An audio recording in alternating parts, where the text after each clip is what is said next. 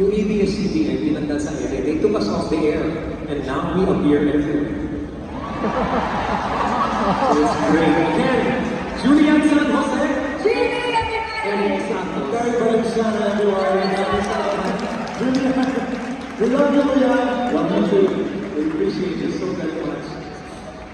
Alam nyo, dahil 40 years na ako sa industriya, inisip ko, ano kaya kung gumawa ako ng mga iba't ibang dati kong ginagawa? Alam nyo kasi dati, actor din ako eh. Or, gumawa na rin ako ng mga ilan ba? 11 films. Alam ko, makonti pa lang yan, no? Pero I love acting as well. Plus, iba kasi technique din ng mga actor, di ba?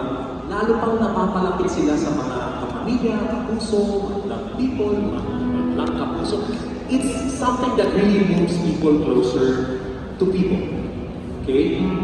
Iniisip ko naman, total, wala naman ako sa harapan ng camera ngayon, but I want to try and do something that I've never done before.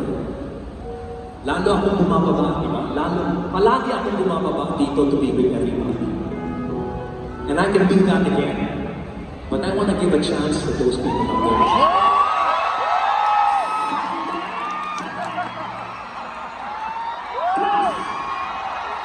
Susubukan ko na ha?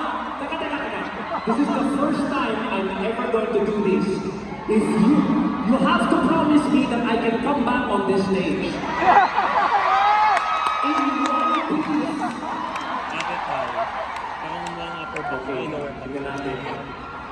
Alam mo, Imposibleng sa Jenna din. Mga lower back yun. Kasi ang hirap niya akyatin hagdan sa Jenna din. Pinaabot ko yun. nagdadasal na ako. Kasi, hindi na ako makabalik dito sa stage. Sana. Kasi, hindi na ako dito, hindi na namin makakakal.